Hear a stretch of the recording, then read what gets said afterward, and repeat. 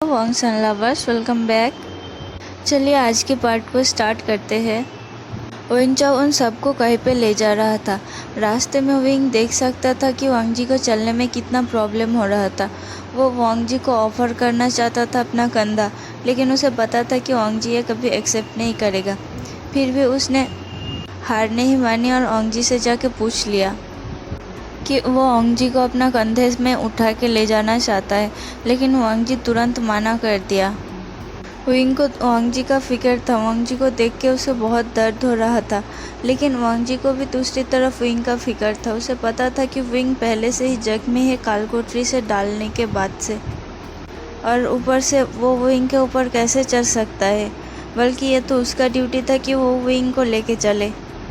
जब लंजा ने विंग का बात नहीं सुना तो विंग ने एक पेपर टैलिस्मैन के द्वारा वेन चिंग से थोड़ा रुकने के लिए रिक्वेस्ट किया, तो विंग के बात सुन के वेन चिंग रुक गया। वहीं पे विंग जाके वांग जी के पास बैठ गया। वो वांग जी का फिक्र कर रहा था। वांग जी को बहुत ही अच्छा लग रहा था। वो मन में सोच रहा था कि काश ये पल ऐसे ही थम जाए। एटलीस्ट उसका विंग उसके पास तो है, उसके लिए फिक्र तो कर रहा है। लंजा के लिए यही बहुत था। उसे मानो ज़िंदगी से और कुछ भी नहीं चाहिए था। बस वो उस पल को विंग को अपने पास छुपा के कैद करके रखना चाहता था। थोड़ी देर आराम करने के बाद उन लोगों को फिर से ले जाया जाता है। उन लोगों को ले जाके एक गुहा के सामने खड़ा कर दिया जाता है। वेन चाओ ऊपर से विंग को नीचे फेंक देता है। इस बात से वांग जी को बहुत ज़्यादा गुस्सा आता है। वो वेन चाओ के नाम लेके चिल्लाने लग जाता है। वो भी विंग के साथ उसके पीछे पीछे जाना चाहता था, लेकिन उसके टूटे पैर ने उसका साथ नहीं दिया। उसने अपने बेचिन को याद कर रहा था। अगर उसके पास बेचिन होता तो शायद वो वेन चाओ का सिर धड़ से अलग कर देता। उसके बाद एक एक करके सब लोग नीचे गए। वांग जी जाके विंग को ढूंढ रहा था, फिर उसे विंग दिखा। विंग को देखने के बाद लंजा के दिल में जान आई। तो दोस्तों इसके बाद अनटेम्प्ड का ही सीन आने वाला है। मतलब जो सीन आएगा सब अनटेम्प्ड का ही है, तो मैं उसको एक्सप्लेन नहीं करूँगी। मैं बस शॉर्टकट में सीन बताते जाऊँगी और उन दोनों के कुछ इमोशंस को एक्सप्लेन करूँगी। आई होप कि आप लोग समझ गए होंगे, और मुझे पता है कि आप लोग बार बार ये सुन के पक गए होंगे, लेकिन फिर भी बोलना तो है मुझे। तो चलिए इसके बाद का एक्सप्लेनेशन शुरू करते हैं। जब लिन जाओ मियान के ऊपर आयरन रॉड से हमला करने वाला था और विंग ने उस रॉड को अपने ऊपर ले लिया था, तब वांग जी के दिल में बहुत ज़्यादा शार्प पेन हो रहा था। वो जेलस भी था। उसे लगा कि क्यों विंग दूसरों के लिए अपने जान को जोखिम में डालता है, क्यों विंग इतना अच्छा है दिल से। इतने सालों के बाद आज जाके वांग जी को विंग का अच्छा ही दिखाई दे रहा था, लेकिन वो जेलस इस बात के लिए था कि मियान के लिए विंग अपने ऊपर मुसीबत मोड़ लिया। चोट तो विंग को लगा था, लेकिन मानो दर्द वांग जी को हो रहा था। उतना दर्द तो शायद उसे तब भी नहीं हुआ जब उस अपने टूटे पैर को लेके चल रहा था। उसके बाद वेन चाओ अपने सैनिकों को लेकर बाहर निकल गया था और बाहर जाने का रास्ते को बंद कर दिया था। तब विंग ने जाके जियांग चैंग और विंग ने जाके रास्ते को ढूंढ निकाला था। सभी लोग एक एक करके बाहर निकल गए थे। विंग जब देखा तब लंजा पीछे था।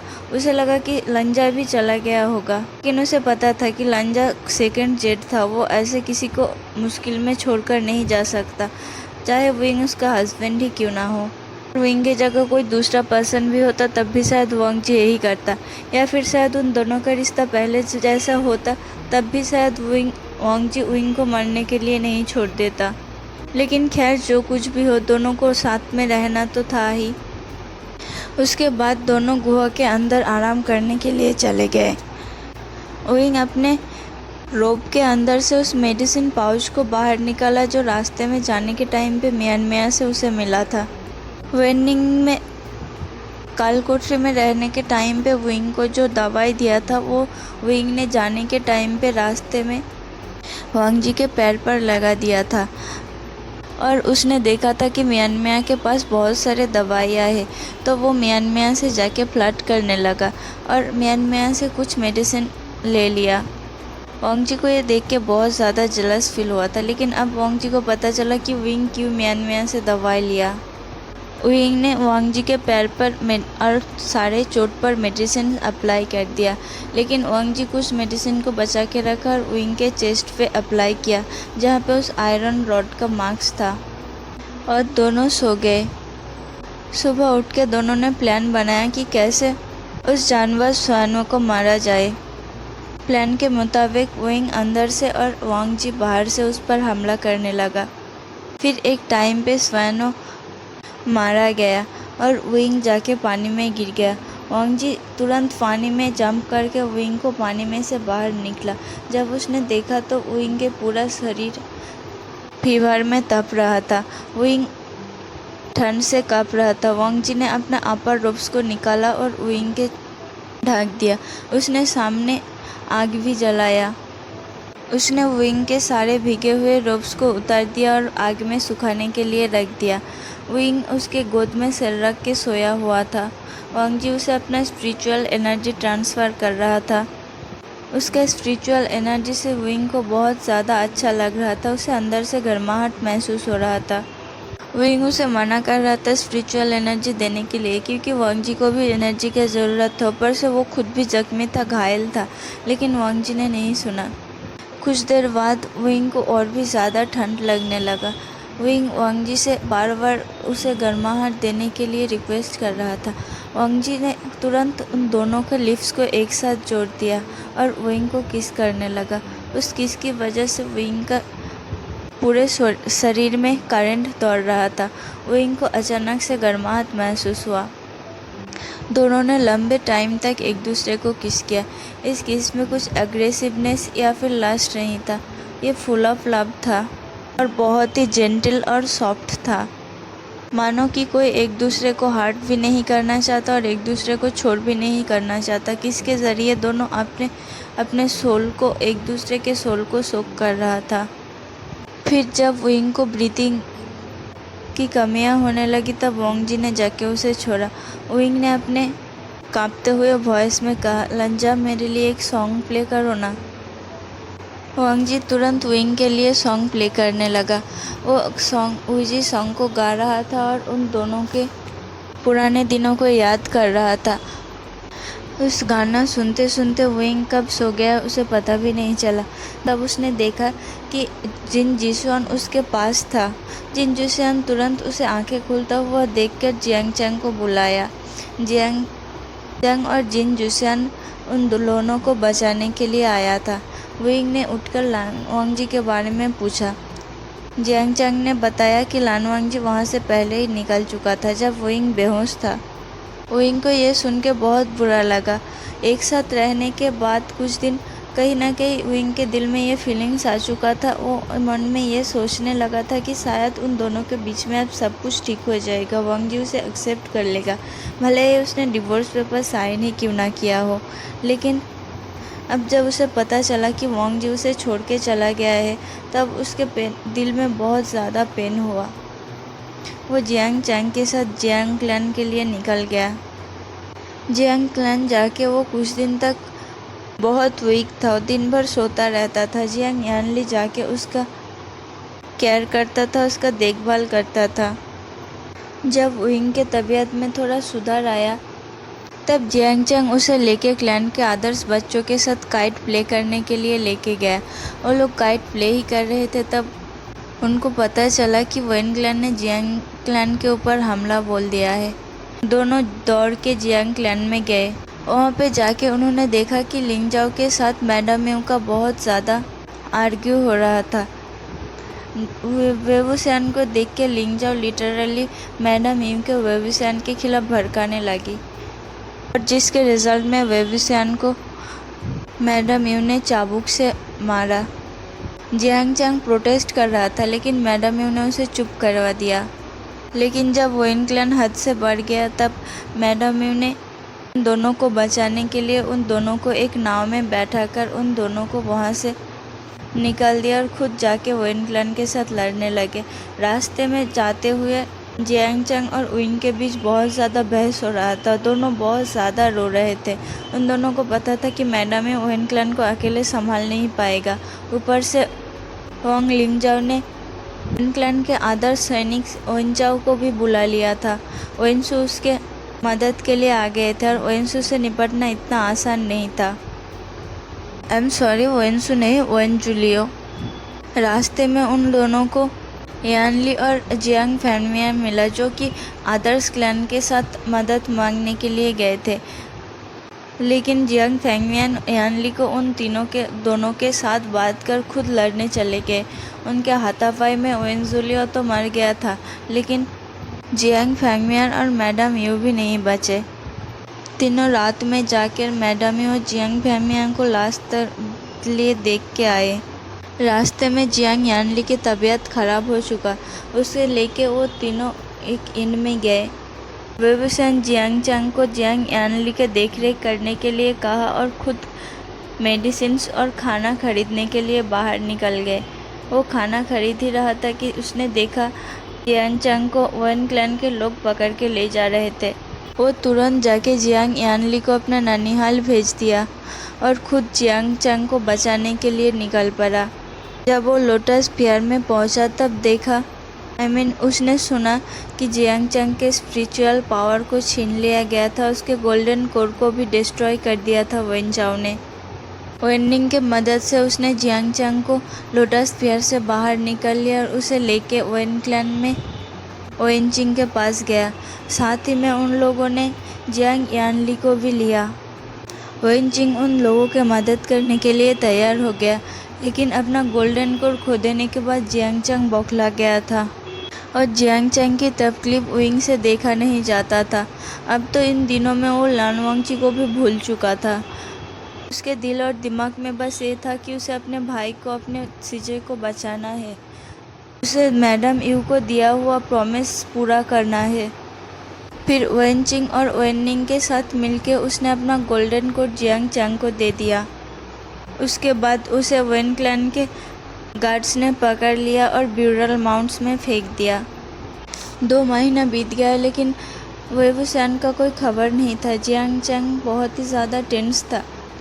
वो हर जगह वेबुसन के पागलों की तरफ ढूंढ रहा था। उसने गुसू में भी खबर भिजवाया, लेकिन गुसू से भी उसे सिर्फ निराशा ही मिला, क्योंकि वेबुसन गुसू तो कभी गया ही नहीं था, बल्कि उसका खबर किसी के पास भी नहीं था।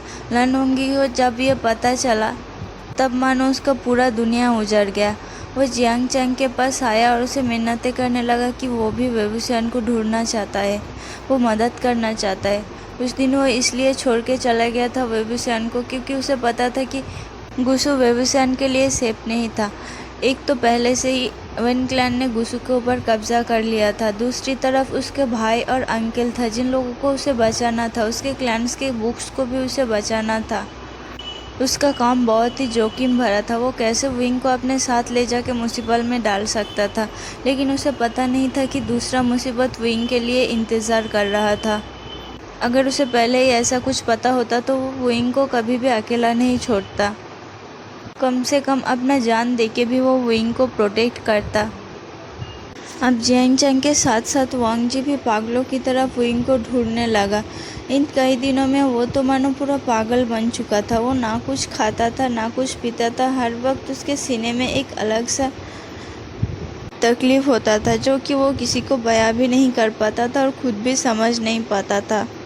उसने आदर्श क्लैन के साथ मिलकर वेन क्लैन के वहाँ पर हमला किया, जहाँ पर उन लोगों के तलवारें रखे थे। वो जाके खुद के तलवार के पहले विंग के तलवार को अपने हाथों में लिया। उसने देखा तो तलवार ने अपने आप को लॉक कर दिया था। उसे किसी भी तरफ से यकीन नहीं था कि तलवार अपने आप को लॉक कर सकता है। ऐसा तो तभी होता है जब मालिक की मौत हो जाए। उसे पता था कि विंग किसी भी तरफ से नहीं मर सकता। विंग के जैसा कल्टीवेटर कभी भी इतने आसानी से मर तो नहीं सकता। ऊपर से अगर विंग को कुछ होता था तो शायद लानवांगजी अब तक जिंदा नहीं बच पाता। उसने विंग के तलवार को फिर से अपने पास संभाल के रख दिया। एक वही था विंग की यादें उसके पास। वो उस यादें को देखकर हर वक्त विंग को याद करता रहता। वो हर वक्त उस तलवार को अपने मियान से बाहर लाने की कोशिश करता, लेकिन हर वक्त वो नाकाम रहता। जितने बार वो नाकाम रहता उतने बार उसे झटका मिलता, लेकिन उसने कभी भी कोशिश नहीं छोड़ी। वो विंग की तलाशी जारी रखी। फिर एक दिन उन लोगों को वेन चाओ के पास से विंग मिला, लेकिन ये विंग पहले जैसा विंग नहीं था, ये पूरी तरह से बदल चुका था। वांग जी ने बहुत ज़्यादा कोशिश किया विंग को समझाने के लिए। वांग जी को पता था कि विंग कोई डार्क एनर्जी यूज़ कर रहा था, तो वो विंग को समझाने लगा, लेकिन विंग ने उसके बात को उल्टा सुन लिया। विंग को लगा कि वांग जी को प्रॉब्लम इस बात से है क्योंकि विंग डार्क एनर्जी यूज़ कर रहा था और वांग जी विंग से नफरत करता था। लेकिन सच बात तो ये था कि वांग जी को विंग का फिक्र था, इसलिए वो विंग को डार्क एनर्जी यूज़ करने के लिए मना करता था, क्योंकि उसे पता था कि डार्क एनर्जी यूज़ करने के लिए कोई ना कोई कीमत चुकानी पड़ती है।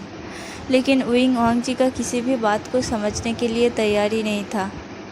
लेकिन विंग का ये बदलता रूप देख के वांग जी के पेन और भी ज़्यादा बढ़ता था।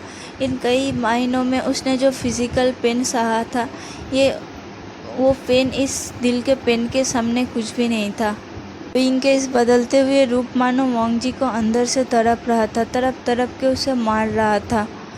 कई बार विंग को प्रपोजल दिया कि वो विंग को क्लाउड रिसेस में ले जाना चाहता था, लेकिन विंग ने उसके बात को गलत समझ लिया।